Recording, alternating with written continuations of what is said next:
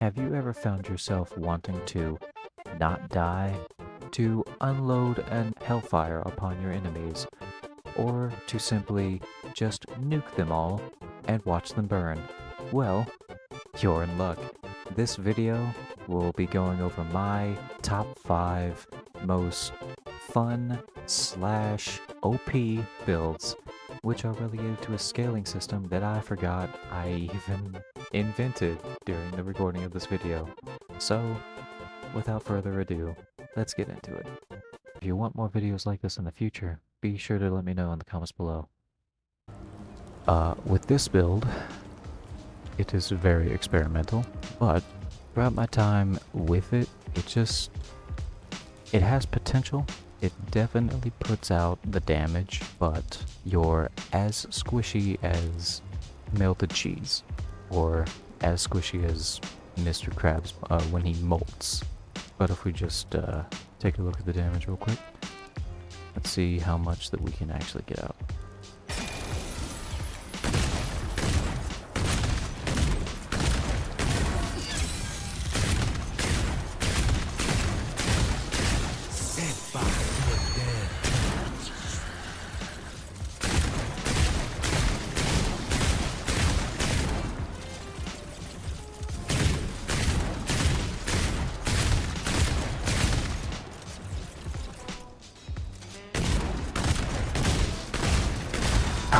Wow, that's a lot less than I thought it was.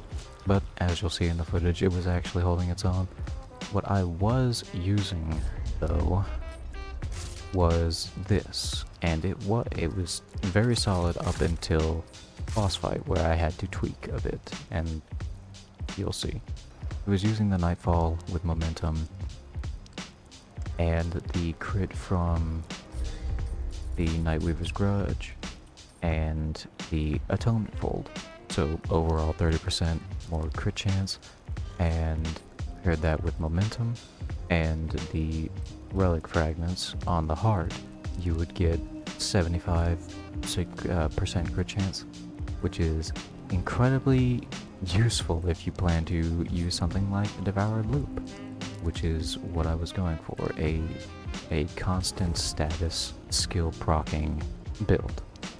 So you could stomp your little hearts out. It was incredibly satisfying during ad clear or just basic free roam, but it did a lot of damage during bosses too.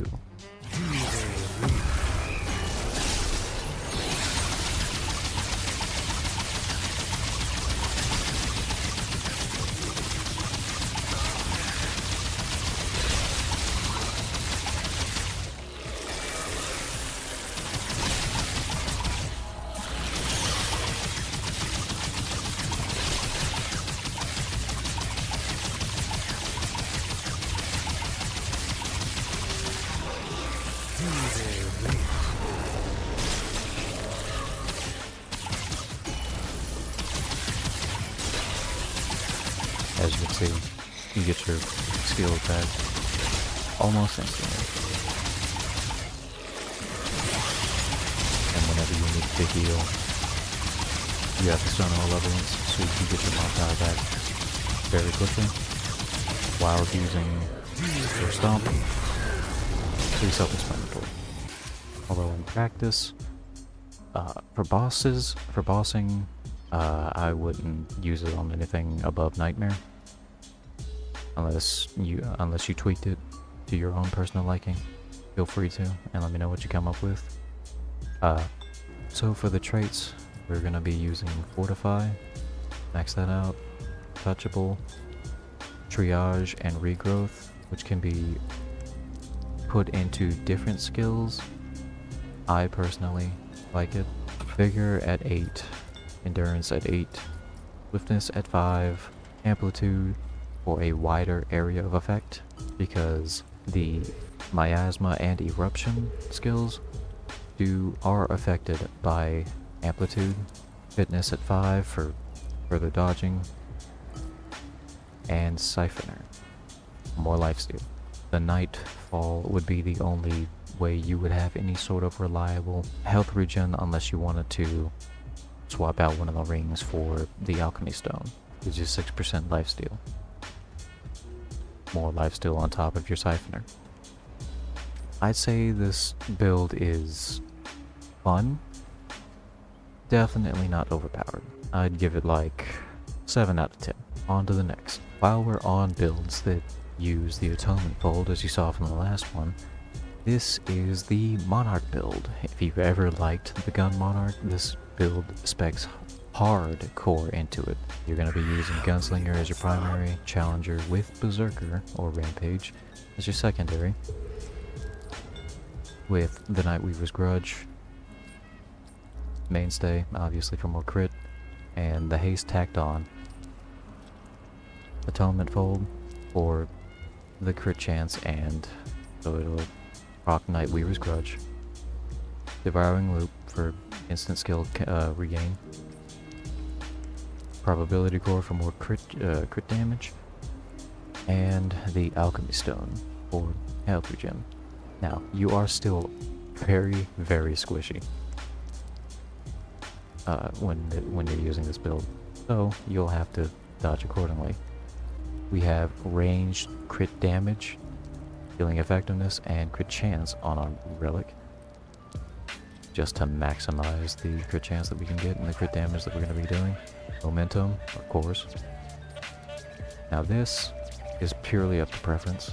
I put Shocker on the Spectral Blade just because it's a neutral dodge, takes 2 charged melees to proc Shocker, and Shocker does a lot of damage. Fetid Wounds on the Enigma actually works, surprisingly, and it's pretty fun when it procs. You do a lot of damage with it, and you don't even need to really have anything active.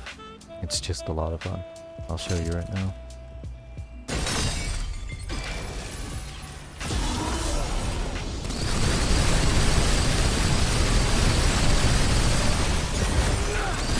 Now the only downside to this build is the animation looks that you're going to be stuck.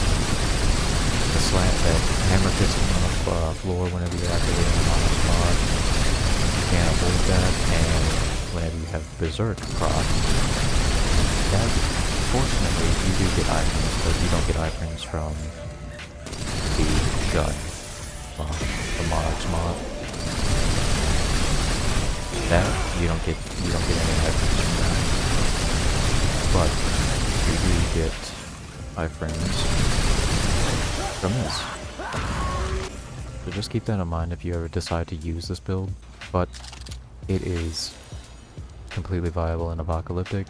It's incredibly fun, and I highly suggest it. I give it a 9 out of 10.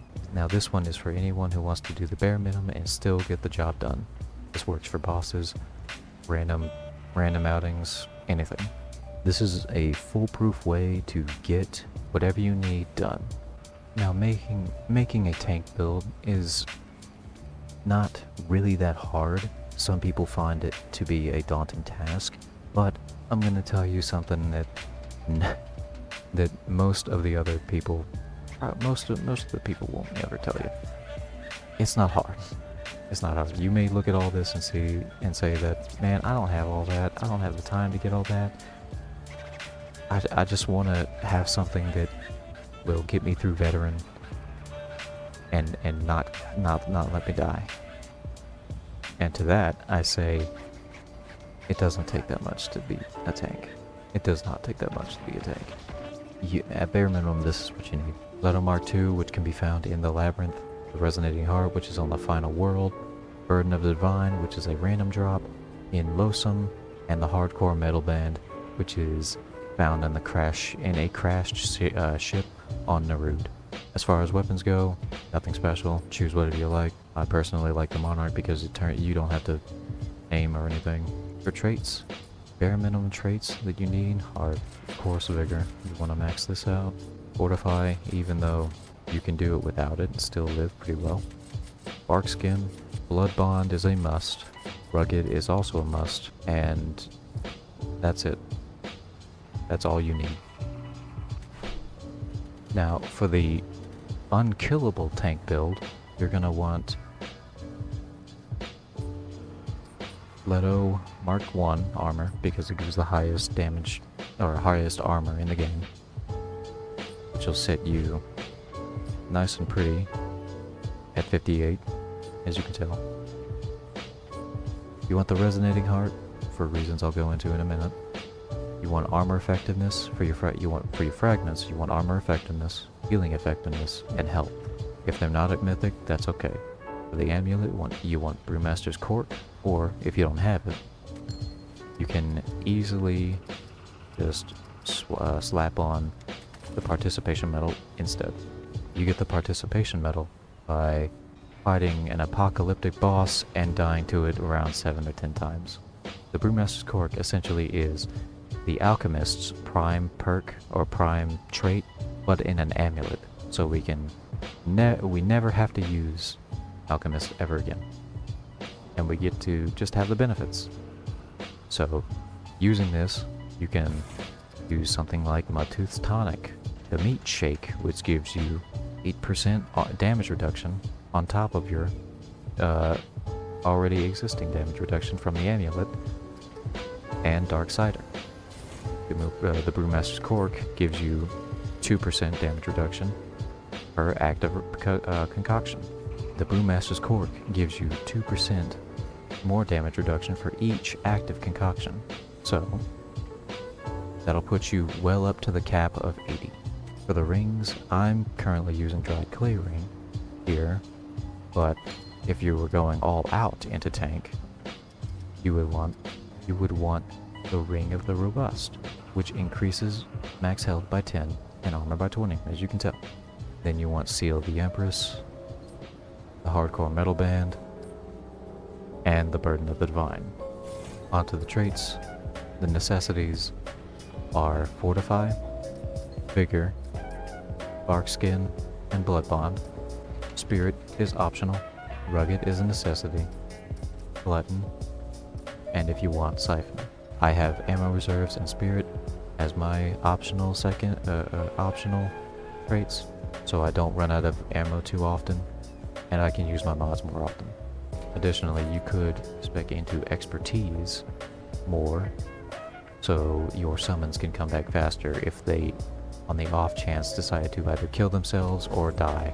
As your archetypes, you want Medic as your prime because it'll give you another relic every time you reach a certain threshold, and for more survivability, I suggest Healing Shield. But if you're bringing this into multiplayer, this Redemption will help out your teammates a lot if they, aren't tanks, or if they're not adept at dodging. For your secondary archetype, you're going to want Summoner. And it does not matter which minion you choose between, as long as it's between the Meatball or the Flyer. The Reaver, using this build, is a terrible choice because you lose out on your damage reduction, and I'll explain why. With Blood Bond, it distributes your damage taken evenly, up to 10% if maxed, evenly among you and your followers. So, if you had, let's say you decided to pick the Reaver, you would be receiving 5% damage, and he would be receiving 5% damage. That totals 10%. But if you had your Meatballs or your Flyers, that distribution of damage would be 3% plus a decimal per entity. So one Flyer would be receiving 3%, another Flyer would be receiving 3%, and you'd be receiving 3%. That is significantly less than the half that you and the Reaver would be receiving. Plus, with Burden of the Divine, the ring, along with that, this ring, whenever you heal, that affects your summons too. So, when you're using Resonating Heart and that 20% of continuous doubled healing is given to you, it's also given to your summons as well, which will feed back into that health gauge that gives you another free relic. So you'll constantly be getting more relics if you need a better explanation on the damage reduction system in this game, there's this guy named Vash Kawaii. I'm going to put his channel up right here. He goes into detail on one of his videos on how the damage reduction system works in this game, and his video is very insightful. If any of you decide to go check him out, tell him I sent you. I'll put a link in the description on the video that I'm talking about, so just in case anybody wants to find that quickly. And on to my most favorite one, my Nuke Build. There have been different variations that many people have been running around with, and due to this recent patch, it's not as effective as it once was, but it is still effective, believe me. As you'll see in the footage right now, it's still a lot of fun and still does a lot of damage. So let's go over it. So with this build, the goal of it is to hot swap and nuke everything. Whether you wanted to let them see the stars, or introduce them to the black hole, or a dying star rather.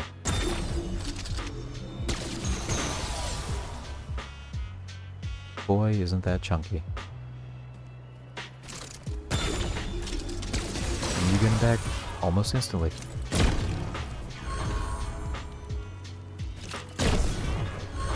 Very effective. Archetypes that we're going to be using for this is Archon, obviously. No distinct skill, really. Use whatever you want. Just make sure it's in the prime archetype, or in the first column.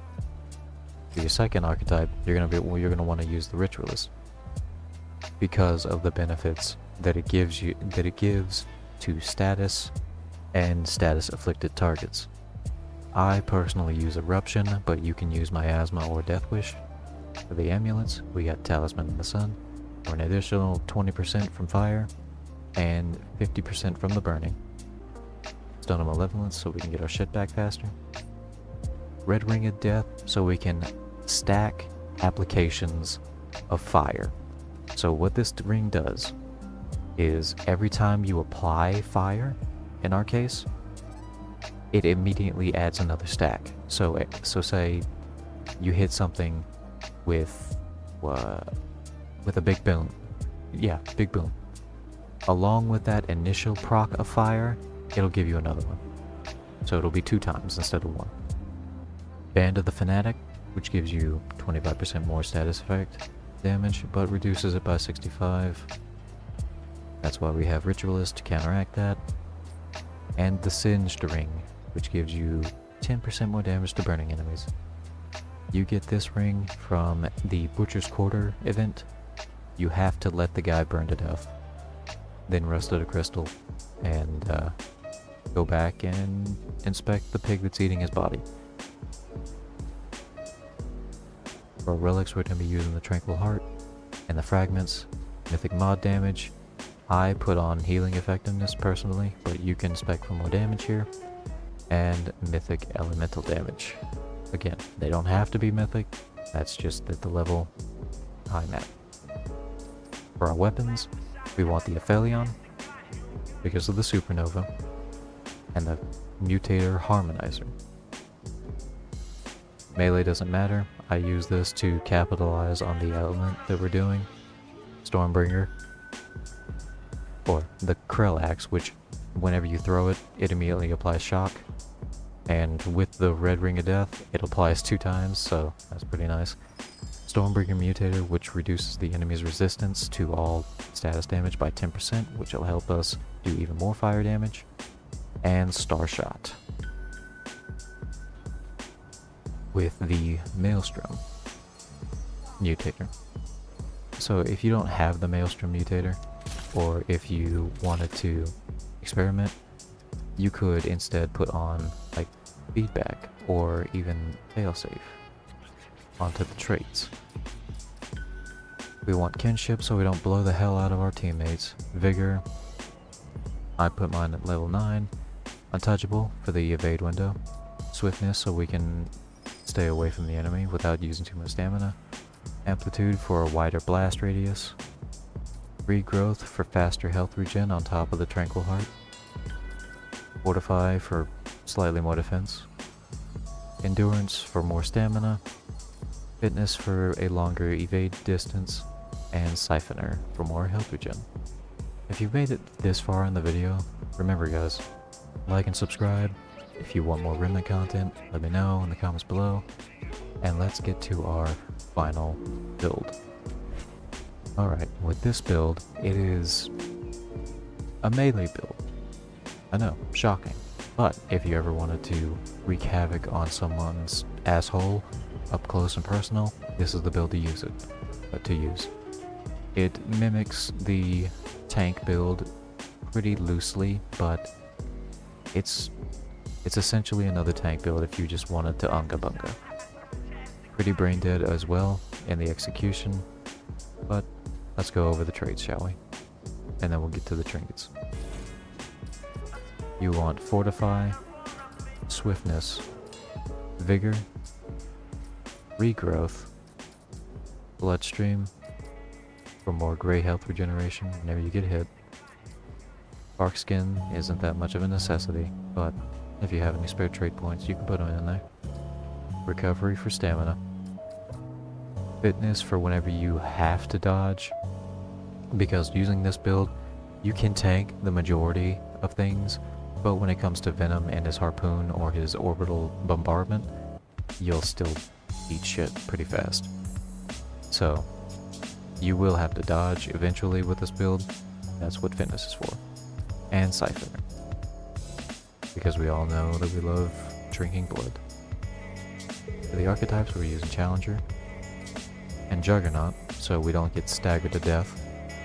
And for the second archetype, we're using Healer, or the Healing Shield, which is a perfect defense utility item.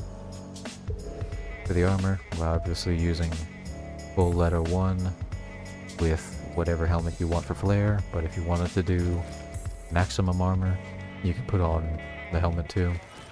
Using the Tranquil Heart with armor effectiveness, healing effectiveness, and health. The amulet, we're using the Whispering Marble, the Drake Stone Pearl, the Rerouting Cable. This will give you so much survivability on top of what we have here.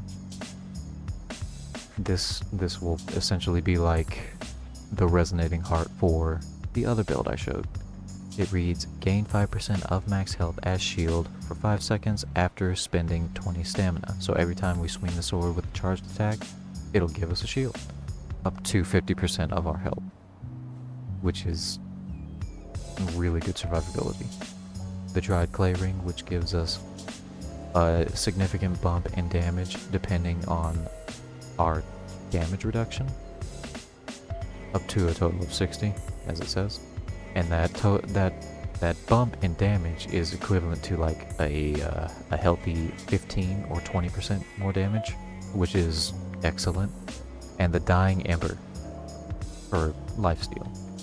Two main weapons that you want to use when using this build is primarily the World's Edge, because it's projectile, and the Stonebreaker, which is a very good melee weapon when fighting any enemies on the ground. But if they're a millimeter above the ground, they will count as a flying enemy, so you'll have to resort back to World's Edge. For the Mutator, whenever using either of those swords, you want Steadfast. Whenever you're using a charged attack, it cannot be interrupted, and if you take any damage during your charged attacks, all of that damage will be converted to gray health, which will be easier with the Tranquil Heart to regen. And knowing that Steadfast turns all damage received into gray health compounds on the trait Bloodstream that we have here, which regenerates gray health faster, cultivating in one absolute unit that does not give a flying fuck what you do to it, and just swings his big bonk stick wherever he pleases. And just one thing, I have a personal gripe I'd like to confess. I've seen a bunch of builds, tank builds specifically, that use the Atonement Fold. I didn't touch on this whenever I was covering these builds, but the Atonement Fold is not good for tanking. It's just not. Even if you pair it with the Hardcore Metal Band, it's not worth it.